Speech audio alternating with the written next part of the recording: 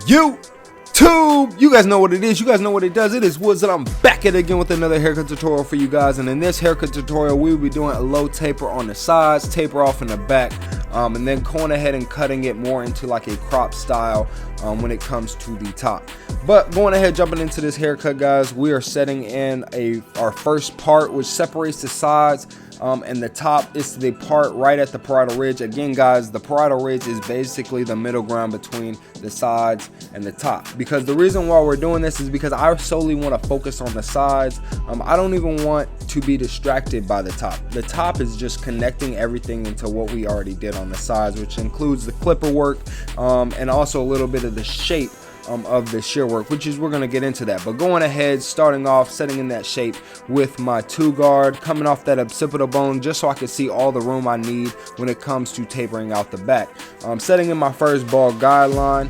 Right here I have my lever all the way open, going up about 1 inch. Just making sure I'm setting in clean guidelines, guys. You do not have to flick out when you are setting in your guidelines. Right here I have my 1.5 guard. This is the biggest guard right here, other than the 2 that I'm going to be using. Right here I have with my 1 guard all the way open, and I'm flicking out, going right up to where I was with that 1.5, and then flicking out. I'm not going past that point. Right here I'm all the way closed though with my one guard all the way closed, and I'm going and trying to not really, I'm going and flicking out at that middle line, but you're not going to take it all the way out. You're going to have to come back with that half guard. But right here we're going to just focus on that ball guideline. Right here I'm all the way closed, guys. Going ahead, nudging at that line, making sure I'm taking that trimmer line out. Then you nudge that lever, going halfway, making sure you're flicking out. Try not to make any more guidelines. And like I said, guys, right here we're going ahead and taking out that middle line. I'm kind of just doing the same exact steps just because I tried to stay out of you guys' way. So I'm doing the same exact steps, connecting that right side to the left side that I just did.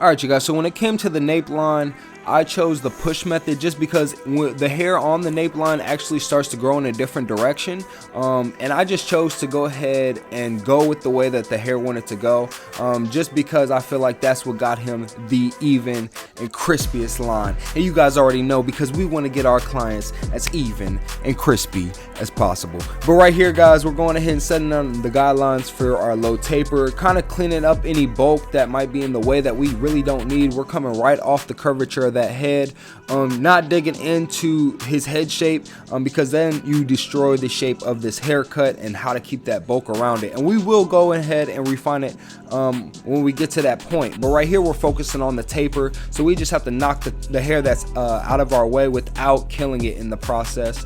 Right here, just going ahead, setting in my guidelines, cleaning up his cheek hairs, just really trying to get him tight. Even though he did not want me to touch his facial hair, I just wanted to go ahead and clean up his cheeks. No diddy. But right here we're going in with our lever all the way open, going up about 1/2 inch. Then I have my half guard, and this is going to be the highest guard I'm going to be blending with, just making sure I'm coming off the curvature of the head just like how I did with that 2. Right here I'm all the way open with my 1 guard, and I'm going ahead and just using my corners and just getting an eye for the blend that's occurring. Kind of playing it by eye a lot of times as a barber.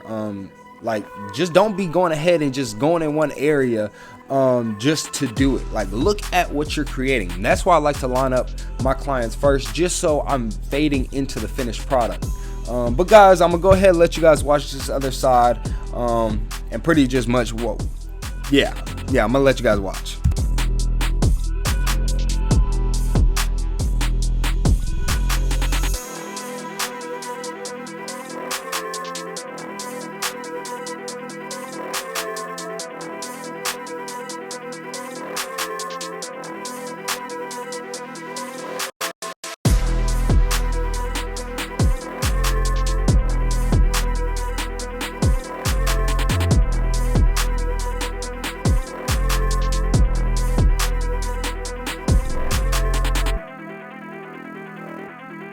Alright, you guys, so when it comes to the shear work, this is something that I can't really explain in real time, but I really can only explain about like what's going on during this whole process, because you're basically repeating the same thing all around the head, and you're doing this one thing over and over and over and over and over again to get the same result and a consistent result.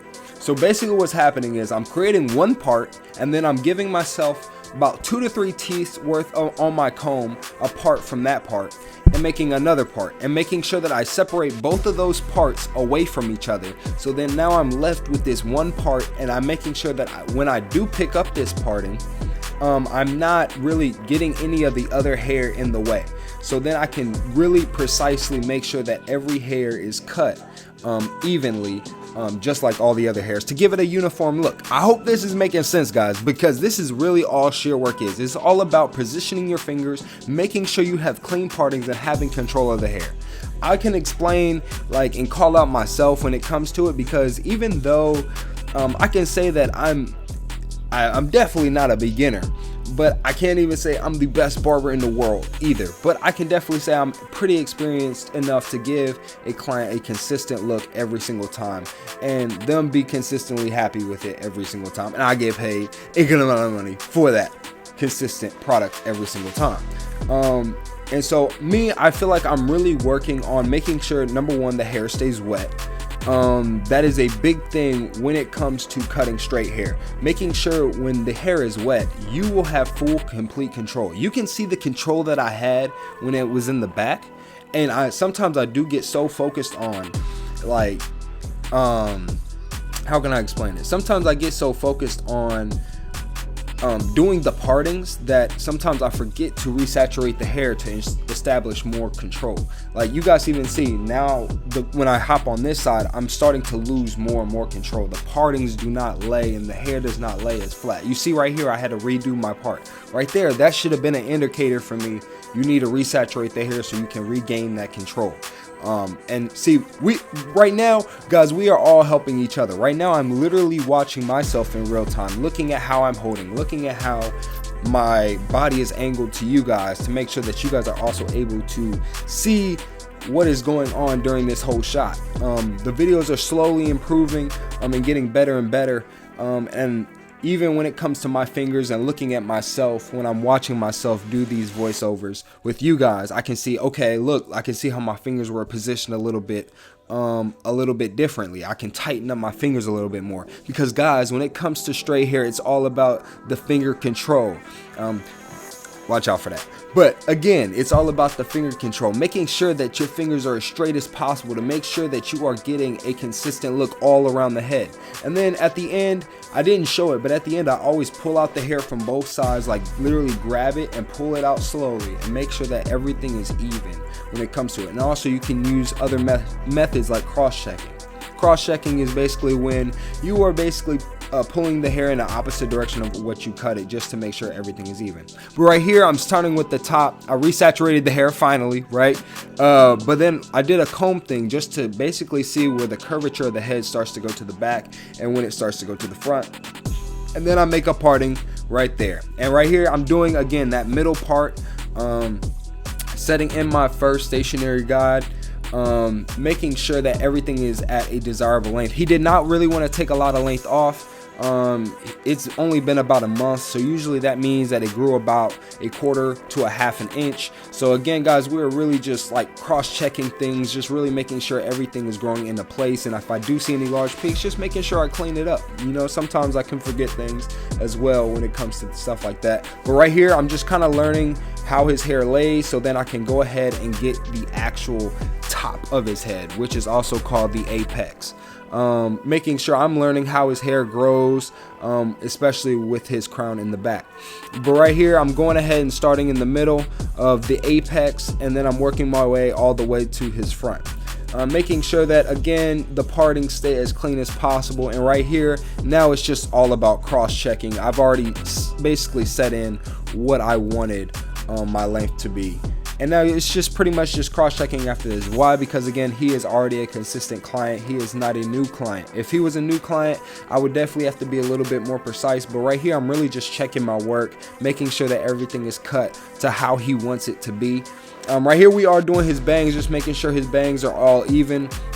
When I pulled them to the side like that, That's me basically connecting it to the fade, making sure that it flows into the haircut that I had actually did today. But you see, if I see any peaks and it's not flowing evenly with the rest of the hair, I go ahead and I just point cut into it just to give it a softer look. But right here, just go ahead and stick your finger right in his bald spot. Don't take it the wrong way, but just go ahead and just use the blow dryer and go in the direction that the hair is actually going, just to get a nice even laid look, so your crown isn't sticking up because you're fighting against the cowlick. But I'm going up against it because when I was blow drying it down, I was making sure the top was dry. But right here, I'm messing it up a little bit because he prefers a product when he gets home. But you guys see how my guy came in looking, man. He was over here like, man, it's been like a month and a half, 2, I don't know. That's why I just want to look like this, guys. You guys see how my guy is leaving. If you guys like this haircut, don't forget to go ahead and like, comment, subscribe. Like the video if you like the video, because why don't you like the video if you like the video? Go ahead, drop a comment down below. I'd love to hear what you guys have to say down in the comments below. But guys, this is Woods, and I'm out.